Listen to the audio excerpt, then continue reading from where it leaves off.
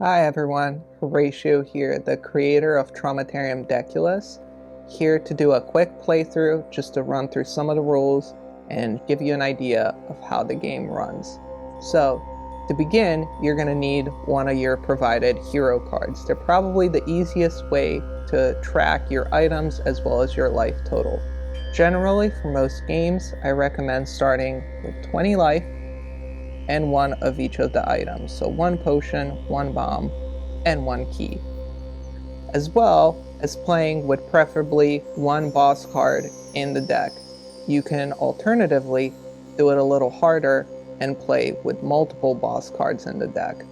For this playthrough, I'm also going to use a dice rolling app just to keep the area a little less cluttered. So, here we go. The deck is shuffled, and in order to start, we merely start flipping cards over. So we have an ambush to start off with. As a note, whenever the cards say D6, it means you roll a 6-sided die. When it states D3, it means you still roll a 6-sided die, but a 1 or 2 equal 1, a 3 or 4 equal 2, and a 5 or 6 equal 3. So in the case of this, we would shuffle a row of D6 monster cards from the discard pile back into the dungeon deck. Thankfully, we don't have any defeated monsters yet. And now we do. So the way monster cards work is generally, unless otherwise stated, you always get the first attack.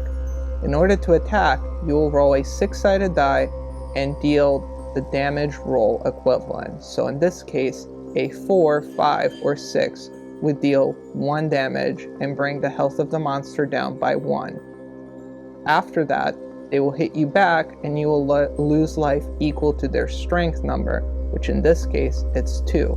So let's roll and see if we hit him. We roll a 2. Unfortunately, we miss. So he hits us back for 2 damage, bringing us down to 18. Rolling again, we roll a 4. That's great. We'll deal 1 damage, so they have 1 life left, and they will hit us back, bringing us down to 16 life. Let's roll again. 3. That's a miss. For the sake of this playthrough, let's say it was a 4 and we defeat them. Once defeated, we may use items before revealing the next dungeon deck. So you could use a potion, generally, to restore yourself, or later down the line, any other items that may apply. Okay, next card is a Sleeping Golem. This is a dungeon card that could become a monster card. So as we see in the rules, we'll roll a d6, and on a 4 or higher, the golem will come to life and we'll treat it exactly as a monster card. We roll a 5, meaning that we have to fight them. They only have 1 health, so it's really important that we roll a 3 or better before they hit us back with 3 strength. And we don't. We take 3 damage, bringing us down to 13. Perfect. A 4 will mean that they are defeated. Let's look at the next card. More monsters. We have a Disturbed Spirit.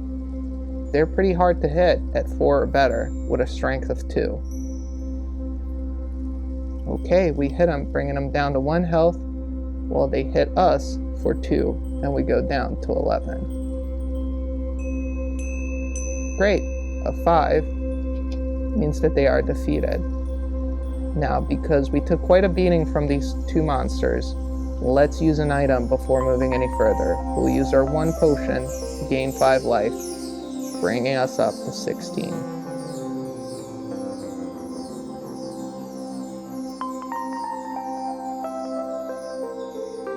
Oh no, unfortunately we're tracked and trapped. So we have to place the last discarded monster card back on top of the dungeon deck. Whenever anything requires you to put cards from the discard deck into the main dungeon deck, you always choose from the top. So in this case, the Disturbed Spirit will be waiting for us next. So the Disturbed Spirit attacks again. Let's try to get through this quickly and use a bomb instead of our attack. A bomb deals 3 damage, meaning it kills the disturbed spirit outright. Better not take any chances. Next, we have a heartbeat. Slightly easier to hit, slightly less strong. So hopefully we knock them out quick. Alright, a 4. We do 1 damage, and they hit us back for 1 to 15. And we roll a 3 and defeat the monster. Keep in mind to check the card, as some monsters may give you different things once defeated or before the battle begins. So next up we have Evil Presence. So we'll search the dungeon deck for the boss card, shuffle it, and then place it on the bottom of the deck. The boss is on to us.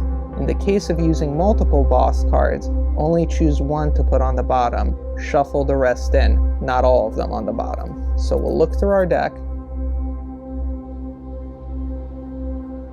find a monster card, put it to the side, shuffle up,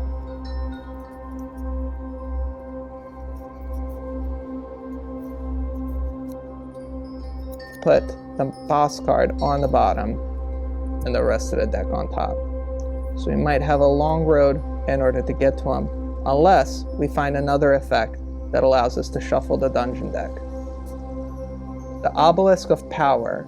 So we'll add 1 to attack rolls for the next D6 enemy cards. This is good. This will mean that if a monster usually takes a 4 or better on a roll to hit, a 3 or better will do just fine. Just remember that if a monster already takes a 2 or better to hit, this card cannot improve that roll any better. 1s always miss. So let's see how many battles we have power for. Great. The next 4 battles we will have improved rolls on.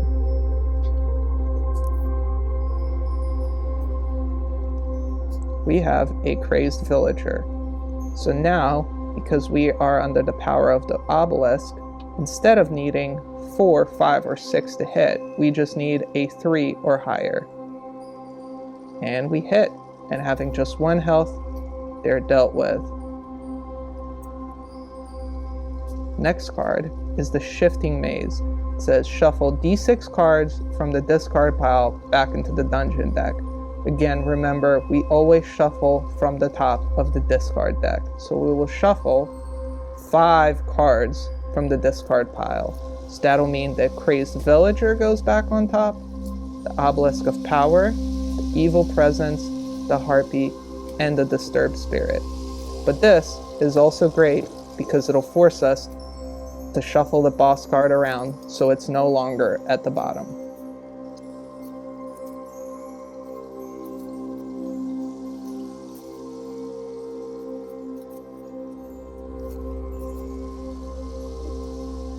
Discard the Shifting Maze, and we keep going. Okay, we have an Ogre. So this is one of those cards where 1 does not mean we automatically hit. They're also incredibly tough and incredibly strong.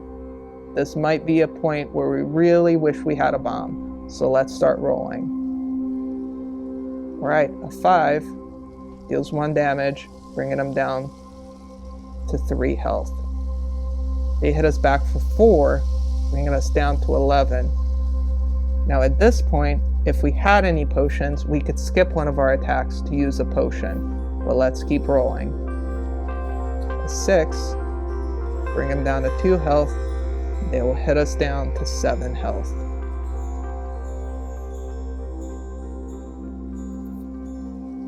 Six will get them down to 1. They will get us down to 3. The Ogre is one of the strongest monsters in the dungeon deck, so beware. Oh no, rolling a 1 means we miss, and they hit us for 4 damage, bringing our health to 0 or below. So our run is finished for now. Again, this just shows how runs can end very quickly depending on the spirit of the deck and what the shifting dungeon deck wants to do, or they could last for longer, which allows us to collect items, to fight different monsters that perhaps could give us rewards, as well as dungeon cards that help us shift cards around and move stuff and discard things in order to make our run a little bit easier. Again, each run will be different, and each run has different surprises. In the future, we're hoping to add different abilities and card types to continue building the game and adding even more depth. So please keep in touch through Instagram, horatio.nyc, HORATIU.NYC, and the soon-to-be-launched Traumatarium.com that will have all the news and upcoming releases. Thanks for checking this out.